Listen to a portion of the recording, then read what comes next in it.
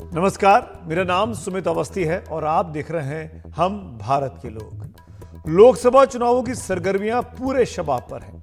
हर party अपने vote bank को मजबूत करने और विरोधी के वोट बैंक में सेंध लगाने की कवायद में लगी हुई है। बीजेपी जैसी दक्षिणपंथी पार्टियां जो कि हिंदुत्व की विचारधारा पर राजनीति करने के लिए जानी जाती हैं, उसने अब विरोधियों के वोट बैंक में घुसपैठ करने की रणनीति को मूर्त रूप देना शुरू कर दिया है। आजकल के राममय माहौल में बीजेपी के नेता तो खुलकर कह रहे हैं कि इस बार 400 के पार सीटें आएंगी, लेकिन 400 सीटें पाना आसान काम नहीं है किसी के लिए भी। तभी बीजेपी के रणनीतिकारों ने यूपी की 80 और बिहार की 40 सीटों के लिए MY प्लान यानी मुस्लिम यादव वोटरों को साथ लाने का प्लान बनाया है। इन दोनों ही समाज के वोटरों के लिए कहा जाता है कि वो मोटे तौर पर बीजेपी के विरोधियों को ही वोट करते हैं। जैसे अगर यूपी के मुसलमान और यादव हैं तो ज्यादातर लोग समाजवादी पार्टी या कांग्रेस को वोट करेंगे, जैसा कि अभी हाल में वो विधानसभा चुनाव में देखा गया। और अगर वो बिहार के मुस्लिम या यादव वोटर हैं तो वह आरजेडी और कांग्रेस के साथ जाना पसंद करते हैं, ना कि बीजेपी के साथ। मोटे तौर पर यह देखा गया है। 2019 के चुनाव के बीजेपी के आंकड़े भी यही इशारा करते हैं। आप इन ग्राफिक्स को जब देखेंगे कि बीजेपी ने कैसे परफॉर्म किया यूपी और बिहार में, तो उससे आपको बहुत सी तस्वीर साफ हो जाएगी।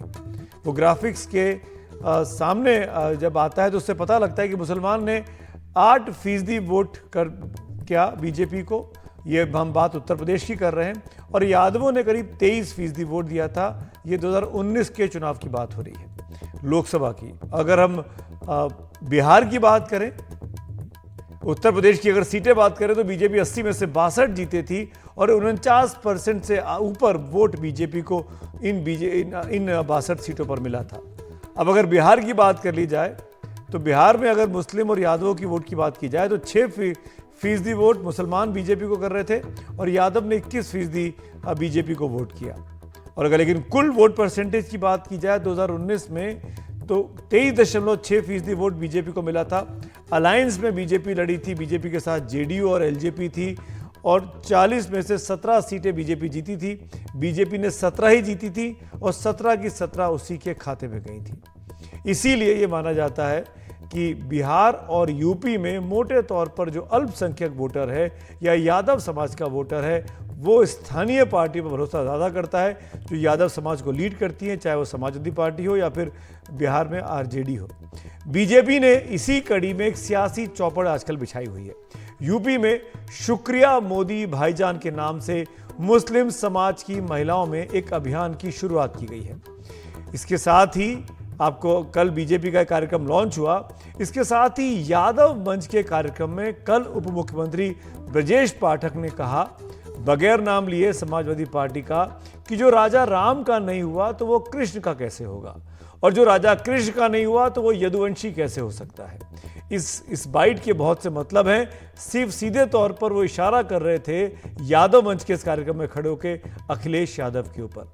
तो जिस तरीके से यादव और मुस्लिम वोट बैंक में बीजेपी सेंध लगा रही है, उस पर प्रतिक्रियाएं भी उसी अंदाज में आ रही हैं। बीजेपी के लोगों को थोड़ा सा भी अपने कर्मों का और अपने कृत्यों का ख्याल रखना चाहिए। किसी मंच पर जाने से और किसी मंच पर मंचासीन हो जाने से, कोई नारा लगा देने से कोई वर्ग, दलित, पिछड़ा और अल्पसंख्यक वर्ग, जो बहुजन और कमेरा वर्ग है, वो कहाँ जवाब देंगे।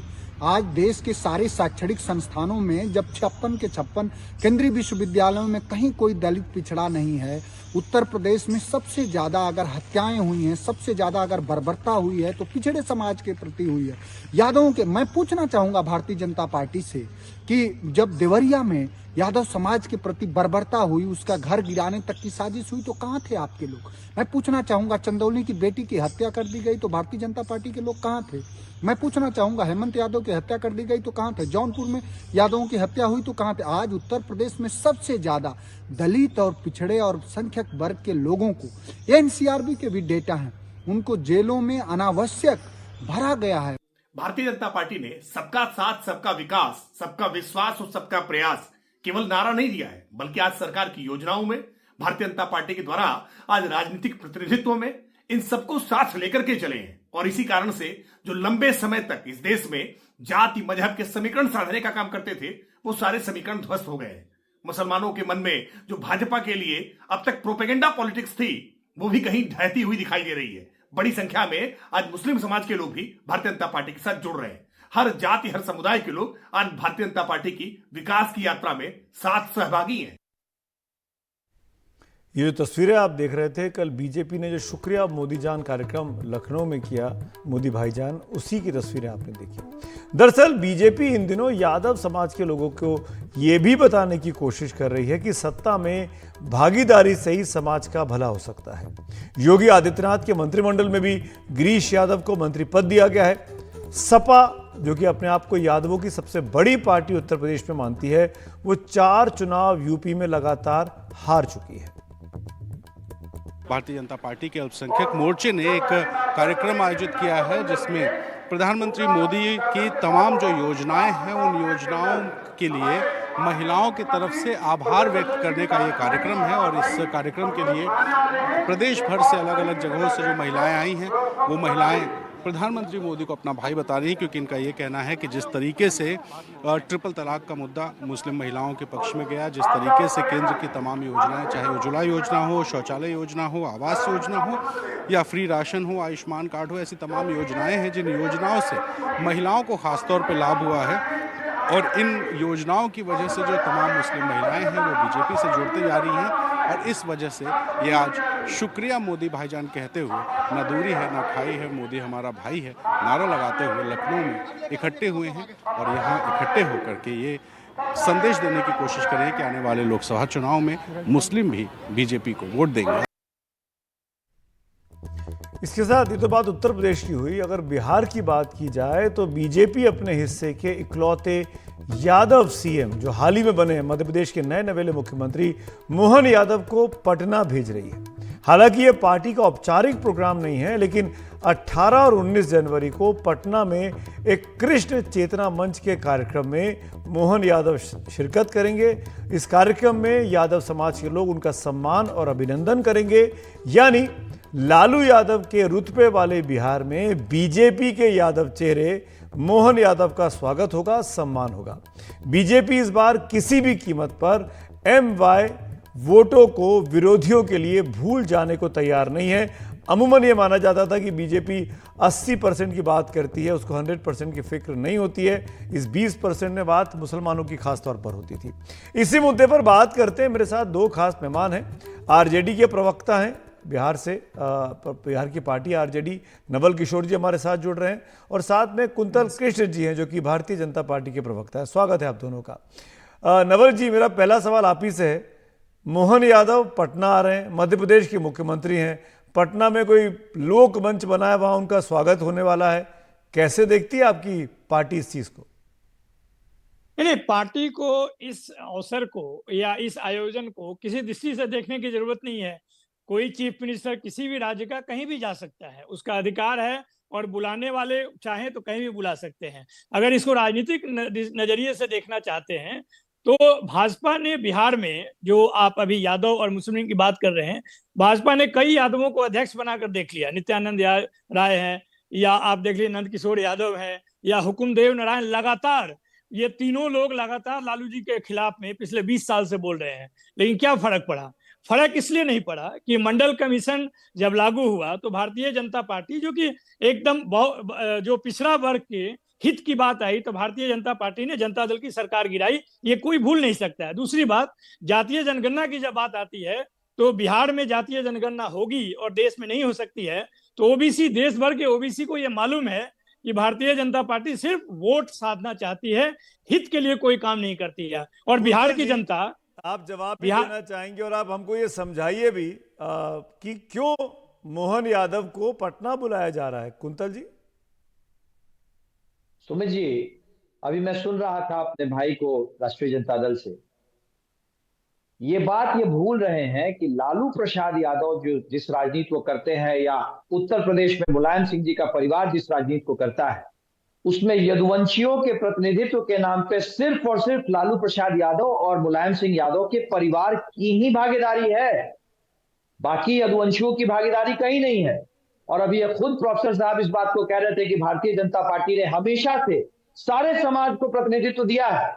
नाम भी बता रहे थे, नित्यानंद जी, रामसूरत राय हमारे यहाँ मंत्री थे, नंद किशोर जी, काफी। और एक बात समझिए, भारतीय जनता पार्टी जब इस बात को कह रही है, जी, आप लोगों ने तमाम यादव नेताओं को आगे बढ़ाया स्थानीय स्तर पर आपके साथ वोट नहीं जुड़ा। वोट तो उसी आरजेडी के साथ रहा, उसी लालू यादव के साथ रहा, वो लालू यादव जो कि जेल तक चले गए। सुमित जी, हमारा विश्वास है और हम ऐसा सोचते हैं कि हमारे लिए कोई भी समाज वोट बैंक नहीं है।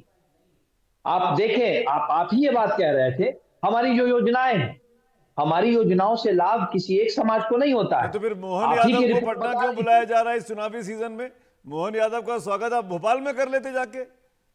सुमित जी, मोहन यादव जी, भाई दरअसल सबको समझ में आ रहा है उनके सरनेम में यादव है, उनको घुमाएगी बीजेपी यादव बहुल इलाकों में, नहीं क्या? सुमित जी, डॉक्टर मोहन यादव जी मुख्यमंत्री बनने से पहले भी पटना बहुत बार आ चुके हैं, भारतीय जनता पार्टी के पुराने कार्यकर्ता हैं। और इस बात की खुशी है कि भारतीय जनता पार्टी ने अपने कार्यकर्ता को सत्ता के शिखर पे बिठा दिया और डॉक्टर मोहन यादव जी बने हैं मुख्यमंत्री, हम उनका स्वागत करते हैं।